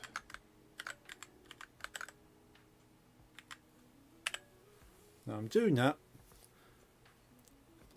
knowing that text timer.text is actually the text in the top left corner, and that's going to be replaced anyway. So ideally that timer would not be reliant on that text in the corner. The timer would exist somewhere else as a timer, and it only be showing the text, not storing it, which is at the moment. Because at that stage I only thought I only have to show the time in one place. Why do I need to store the time somewhere else? But now I want to use the time in other places, because I should have made a central point for the time, then show the time up there and show the time over here. But I could go back and try and change that. But yeah, see where we go. Like, I might do like a version 2 of this where I rebuild entire sections, which is kind of where I was thinking I wanted to go before I make a level 2. Because if I sort all these messy things out, then it should make a level 2 easier, because I'm not having to remember 15 different lines and making sure they're all connected for each level.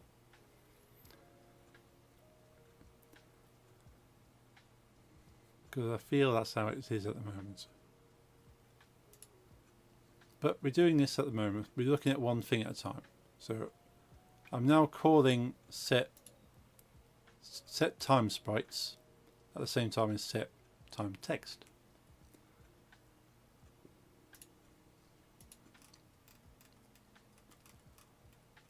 So I need to be able to come in here and do a thing. So I'm going to need to have a function here that does something. Time display. Time display is in. It's in level end, isn't it? Time holder. Time holder is where the time display is. So this is where it's like you're tracing lines back. Yeah, time display. So time holder is time display.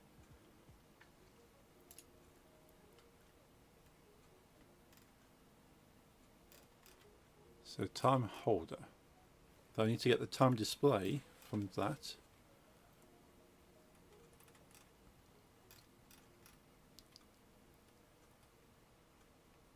Let's make a private down here. Private time display.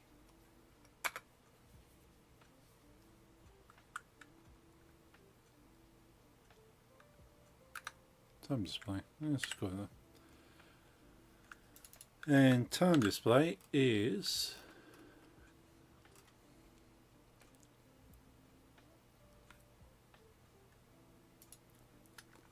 put in here, I suppose. Time display equals time holder dot get component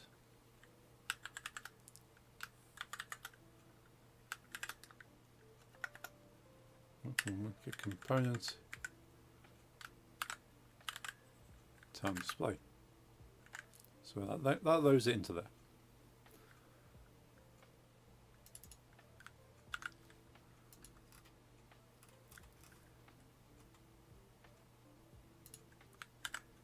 So time display dot probably want to put it in there first, don't we? So time display set. Let's make a new function. We don't need the update in there. So public void set time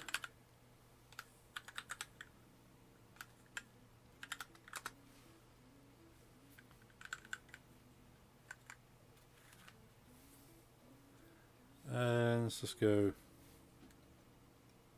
string time.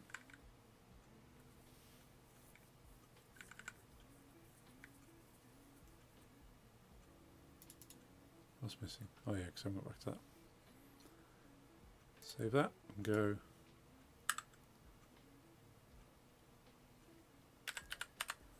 set time text.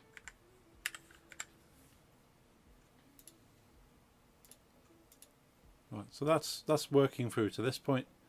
Now I need to write something fun. So that's going to be, I'm going to have to read off the characters. So let's read, let's have 5 strings. So let's go string, what are your S's? Should I change the S's to I's? I can use S's then for string. So I1, I2, I3, I4, I5. I1, I2, I3, I4, I5. I1, I2, I3, I4, I5. So string S1, 2, 3, 4, 5.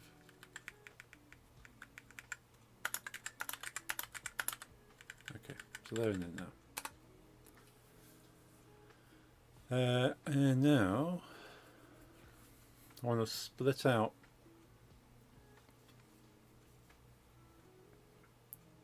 what is in the time text. So S1 equals time. Let's do it straight off for the moment.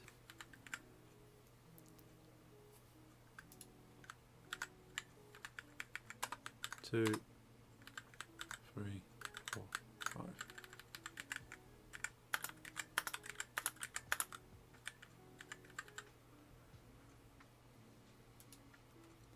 Now I could put it up here, I suppose. So you see, it will look at this and go, well, you can just go string s1 equals time. As opposed to string s1, then s1 equals time. But sometimes it's easier to read it like this and go, okay, I can see what's happening without having too many things going in a long row.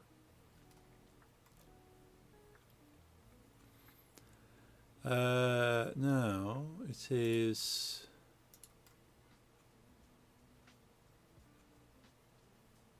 so 6 dots.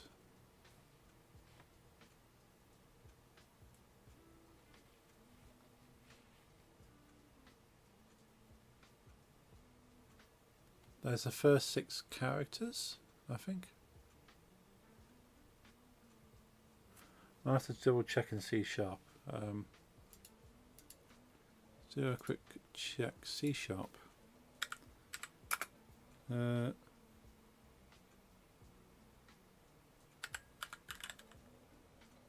String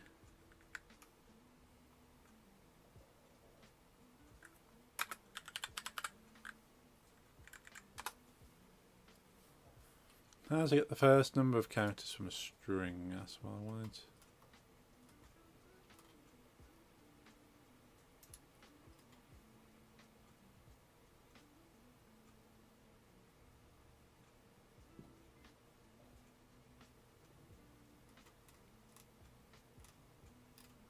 So it is substring, isn't it? So substring.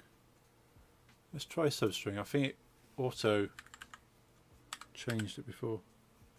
Substring, there it is. Starting index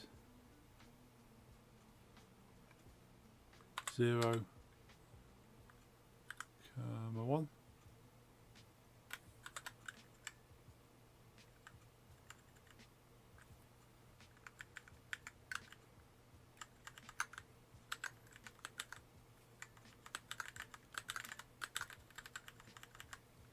One, 2, 3, 4.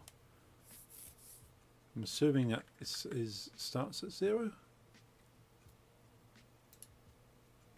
Yeah, that's what I'm reading there. Okay, yeah.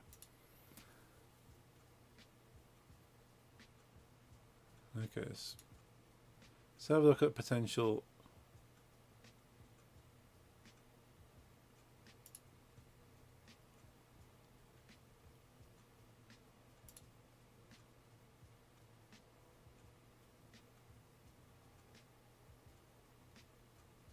No.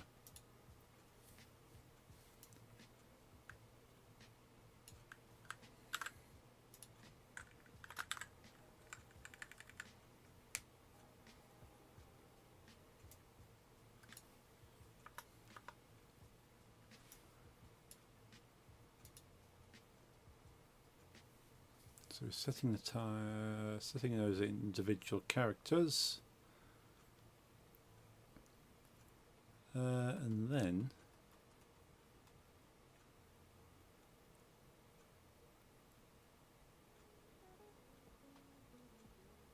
depending on the character, so it will be 0 to 9 or colon.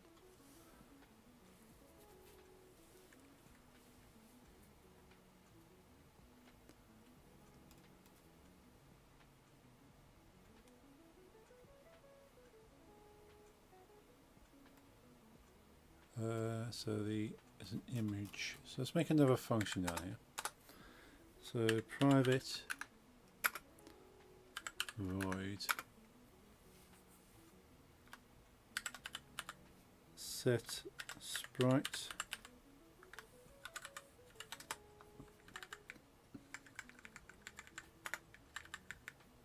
and then make that we need to bring an image in. Image I and string s.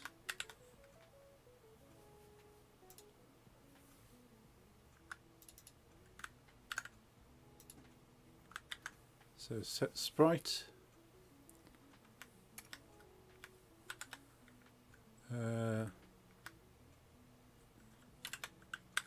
I1, comma S1.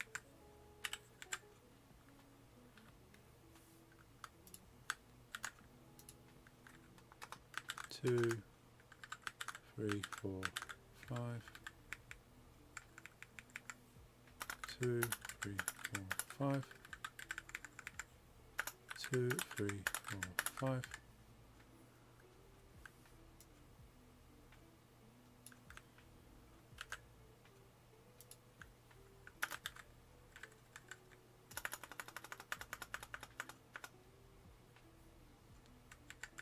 Now again, I could probably just skip an extra stage and put time.substring straight into this set sprite function.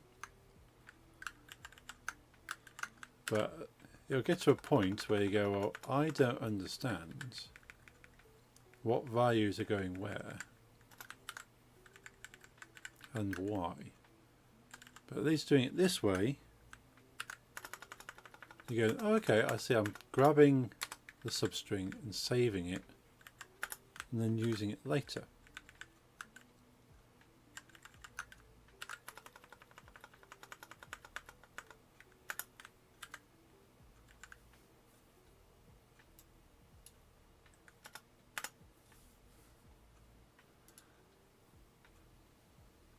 So we've got an image and we've got, so we now kind of bringing the function down to a second stage here. So we're grabbing everything we need to work with.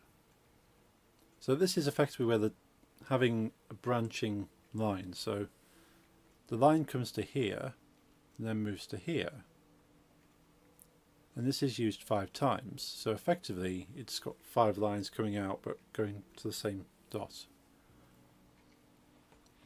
But it's more of a point to point to point rather than points crossing over. So there's some good structure in here. It's just on the grander scale, not so much. So to set sprite, we want to know what this is. So let's do a switch statement. Now we want to switch on whatever S is. So we're going to have a look at S. And depending on what S is what sprite we use. So, case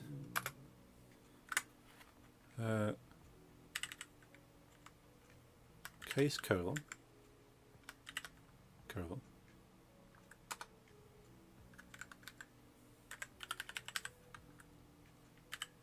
break.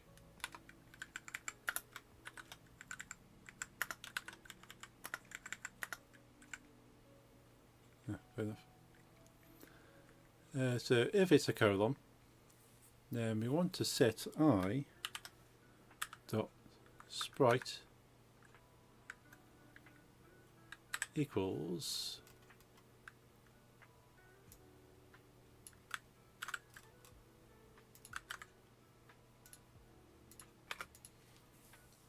number sprites colon.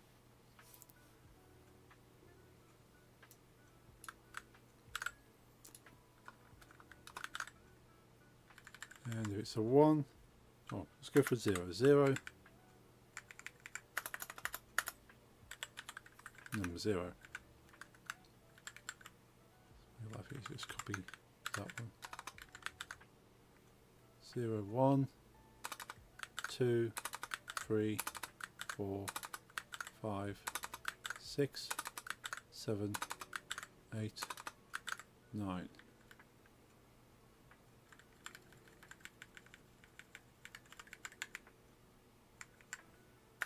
So 1, 2, 3, 4, 5, 6, 7, 8, 9, and let's change these number sprites. That's 0 is fine, then 1, 2, 3, 4, 5, 6, 7, 8, 9. 0. We're taking the time as a 5-character string, a string being a set of characters. So a 5-character string, taking each part of that string, saving them as separate strings, and passing that string along with the sprite holder, the image, into the same function, which goes, what is it? And assigning the appropriate sprite based on the value. So if I save that, and we test the game, we'll save the game in case it all crashes.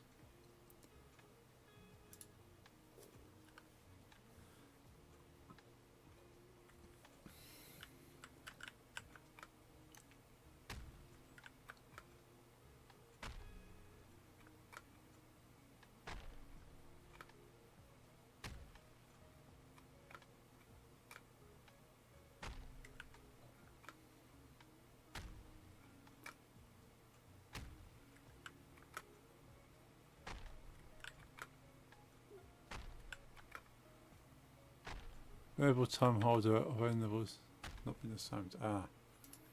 I missed it. Level end. Where is the level end?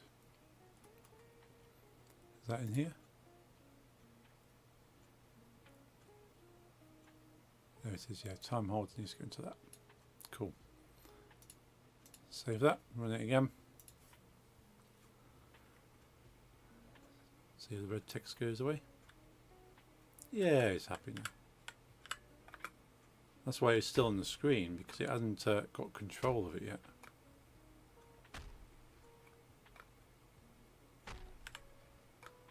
Nice. The way the building got more damage looks very smooth. Ah, thank you.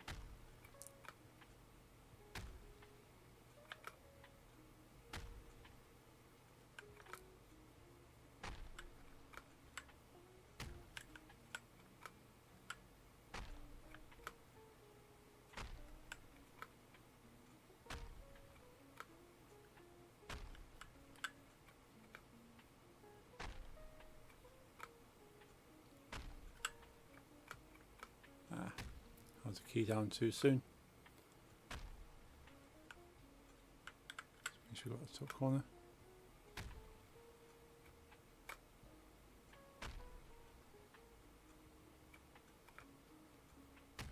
Yeah, definitely got. Here's all the Aussies. One of the funny things that Mickey Overman mentioned in her set is that she posts a lot on Instagram, and she has trolls and she has haters and all this, as you would. But one of the things that people have said to her on her Instagram is that she has a celebrity lookalike. And at first she was kind of offended. But then she looked it up and went, you know what, okay, I'm happy with that. That people online have been saying she looks like Ozzy Osbourne. And if you think of Ozzy Osbourne as he's looked for the past 30 years, then you think, well, that's quite offensive. But then you look at Ozzy Osbourne when he was younger, and you go, okay, I can see like the shape of her jaw, her hairstyle. Like, she doesn't look too far off. Oh, what was his daughter? Kelly. So like, it's got a very similar kind of face to Kelly Osbourne. And you go, yeah, okay, I can kind of see. There was a mid-80s Ozzy Osbourne era where he was fat and short bleach blonde hair. Oh yes, I remember that.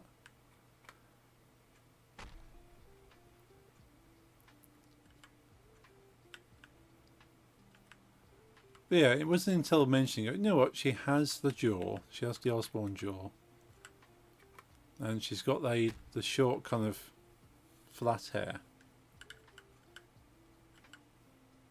So I can kind of understand.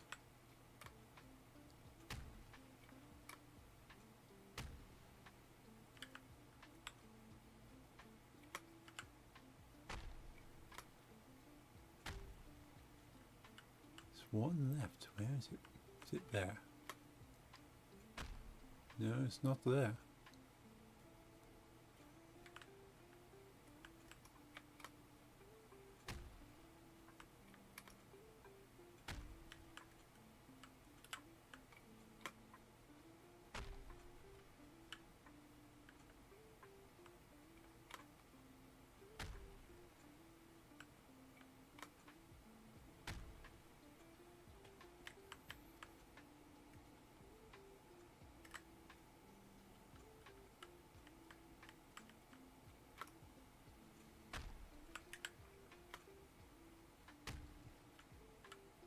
I'm honestly not seeing it.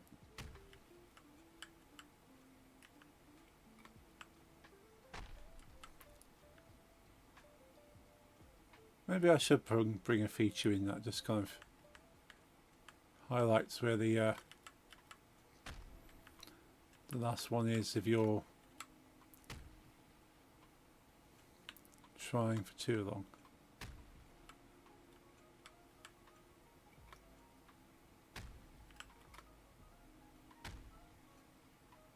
I'm just throwing it randomly at the moment. I'm pretty sure all the ones across the bottom are done.